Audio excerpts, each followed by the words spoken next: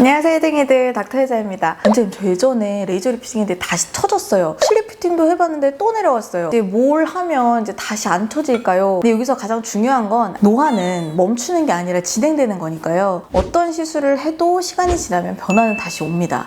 하지만 진짜 여기서 봐야 되는 건 왜 전에 시술이 그렇게 효과가 없었는가? 왜 어떤 얼굴을 레이저만 반복하면 무너지고 어떤 얼굴은 실만 반복하면 만족도가 계속 떨어지는가입니다. 얼굴마다 사실은 무너지는 방식이 다르고 그 무너지는 원인에 맞는 치료를 골라서 해야 되는데 이게 타이밍이 계속 어긋나면 결국 몇 년 아니면 몇 달 뒤에 다시 같은 고민으로 찾아오시게 되는 거예요. 그래서 오늘 영상을 보시면 리프팅 레이저로 개선이 가능한 얼굴인지 아니면 좀 방향을 바꿔야 되는 얼굴인지 기준이 조금 더 선명해지시리라고 생각을 합니다. 많은 분들이 리프팅은 그냥 얼굴을 땡긴다라는 한 가지로 생각하세요. 근데 이게 실제로는 다 결이 다르거든요. 울세라, 슈링크, 리프테라 이런 초음파 리프팅은 깊은 층의 열 에너지를 아주 빡세게 전달해서 탄력 개선이랑 타이트닝을 개선해주는 그런 거고, 그러니까 저같이 얼굴에 살이 좀 많거나 처져 있는 경우를 이렇게 좀 올려붙여주는 효과가 있겠죠.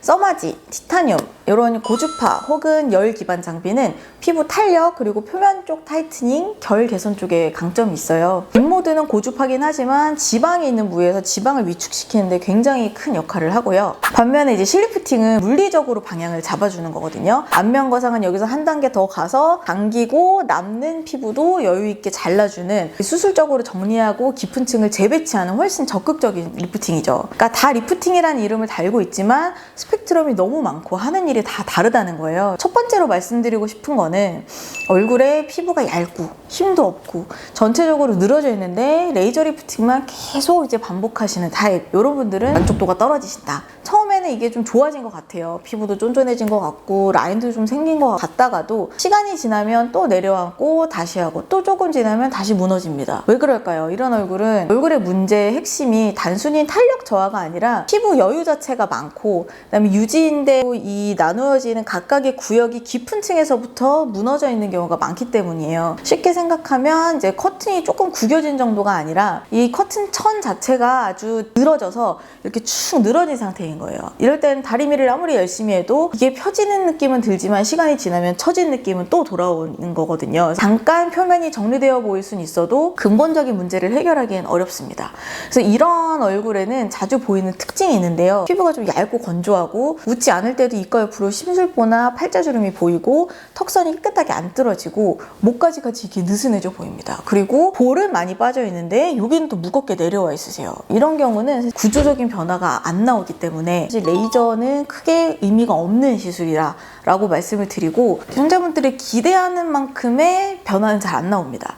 그래서 보통 몇 달 혹은 몇 년 뒤에 다시 오셔서 원장님 저는 리프팅 진짜 꾸준히 했는데 왜 이렇게 얼굴이 무너지죠? 리프팅 레이저 효과 하나도 없는 것 같아요 라고 이제 말씀하시게 되는 거예요. 사실 이런 얼굴은 깊은 해부학적 구조물들이 자기의 자리에서 다 벗어나 있기 때문에 오히려 적절한 시점에 안면거상처럼 이 구조를 잡아주는 수술을 검토하시는 게 훨씬 더 효과적일 수 있습니다. 특히 턱선, 목, 심술보가 주된 고민이시라면 더욱 그래요. 두 번째는 이제 실리프팅만 반복하시는 타입인데요. 이건 또 다른 의미로 약간 조심해야 돼요. 잘 많은 얼굴에서는 회복도 빠르고 만족도도 좋아요. 특히 중등도 이하의 처짐이 있거나 아니면은 심술보, 턱라인, 팔자, 초입처럼 방향을 잘 잡아주면 예쁘게 반응하는 얼굴은 분명히 있는데 그런 얼굴들은 사실 모두의 얼굴에 해당되는 건 아니라는 거죠. 이제 실리프팅이 좀 결과가 잘 나올 얼굴들은 좀 정해져 있거든요.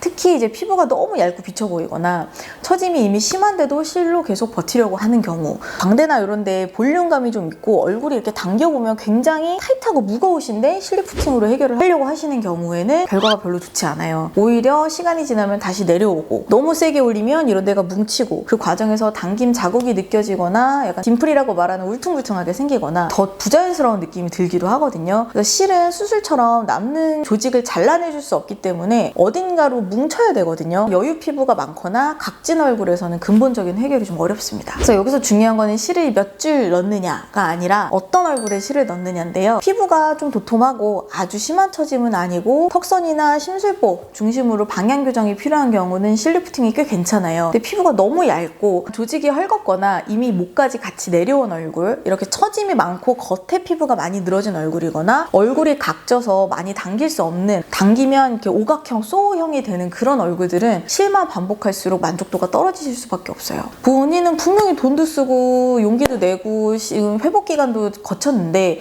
결과는 점점 더 애매해지는 거죠. 그래서 그럴 때는 더 센 실로 가는 게 능사가 아니라 이 얼굴이 실을 해야 되는지 아니면 과감하게 수술의 영역으로 가야 되는지를 다시 판단해야 돼요. 세 번째는 지방이 별로 없고 볼페임도 있고 얼굴이 약간 이제 스키니하신데 무조건 강한 리프팅 장비로 이제 줄이는 것만 포커스를 맞추시는 타입입니다. 세게 하다 보면 이런 얼굴 중에 가끔 본인이 이제 광대가 커 보인다고 광대 줄여주세요, 턱을 줄여주세요 라고 하시거든요. 근데 진짜로 튀어나오는 게 뼈 자체가 커 보인다기보다는 옆볼페임, 관자페임 이런 볼륨 소실 때문에 얘네가 들어가니까 얘네가 상대적으로 억울하게 더 나아 보이는 경우가 많아요. 이런 얼굴에 계속 인모드나 강한 타이트닝 장비를 하다 보면 얼굴이 오히려 더 말라 보이고 더 나이 들어 보이고 탄력이 떨어져 보일 수 있어요. 특히 옆볼이나 앞볼, 눈밑처럼 원래도 꺼지기 쉬운 부위는 정말 조심해서 해야 되고요. 이런 분들은 사실 줄이는 것보다 남겨진 볼륨을 지키는 게 더 중요하고 내가 원래 정상적이었던 부위를 꺼져 보이게 하는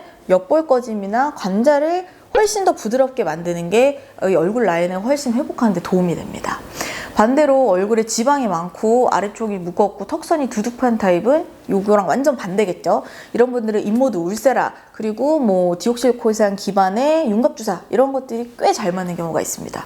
그러니까 같은 리프팅 장비라도 누구에게는 독이 되고 누구에게는 득이 되는 이유가 바로 여기에 있어요. 얼굴형, 조직 상태, 그리고 어디가 늘어나 있는지 볼륨이 어떤지를 안 보고 이름만, 트렌드만 따라가면 결과가 엇갈릴 수밖에 없거든요. 그러면 정리해 보겠습니다. 몇 년 후, 몇 개월 후 만족스럽지 않아서 다시 돌아오시는 얼굴에는 공통점이 있어요. 첫 번째, 내 얼굴을 분석하지 않고 네임드 장비로만 치료를 골랐던 경우예요. 울세라 유명하니까 실리프팅 내 친구가 했는데 좋았으니까 인모드가 윤곽에 좋다니까 라고 접근하면 나중에 틀어지는 결과가 나올 수도 있거든요. 두 번째는 처짐, 꺼짐, 그리고 피부 얇음, 지방량 이런 것들을 총체적으로 보지 않고 한꺼번에 뭉뚱그려서 레이저 하나로 이걸로 투지자 라고 이제 했던 경우입니다.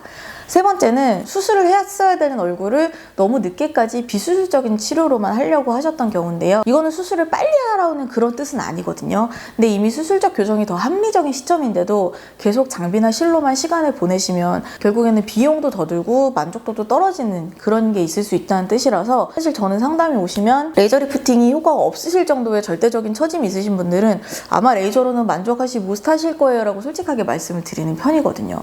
그래서 상담할 때 피부가 두꺼운지 처짐이 중심인지 아니면 꺼짐이 중심인지 볼륨이 많은지 그다음에 무너짐의 정도가 어느 정도인지 그리고 환자분이 원하시는 목표가 어디인지를 보면서 치료 계획을 세우는 게 훨씬 중요해요.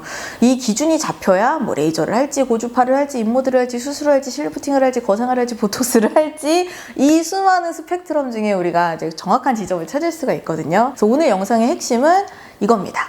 금방 다시 처지는, 금방 만족도가 떨어지는 얼굴은 시술이 약해서가 아니라 어떤 방식으로 무너졌는지를 몰라서 시술이 좀 어긋났기 때문이라고 이제 말씀을 드리고 싶어요. 피부가 얇고 늘어졌는데 레이저만 반복하는 얼굴은 얼굴이 점점 마르고 푸석푸석해질 수 있고 처짐이 너무 심한데 실리프팅만 반복하는 얼굴은 당장은 버텨 보여도 결국에는 떨어지는 그런 결과를 나타낼 수 있으니까요. 반면 아직 초기 처짐이고 피부 여유가 많지 않은 경우에는 거상을 생각하지 마시고 비수술 리프팅만으로도 충분히 예쁘게 관리가 되는 경우가 많습니다. 결국 중요한 거는 나한테 맞는 게 무엇이냐 그리고 나는 어떤 타이밍에 있느냐를 찾는 거예요. 저는 이렇게 생각해요. 리프팅은 많이 하는 사람이 이기는 게임이 아니라 맞게 하는 사람이 이기는 게임입니다. 오늘 영상 봐주셔서 감사합니다. 닥터의자는 여러분의 리프팅을 응원합니다.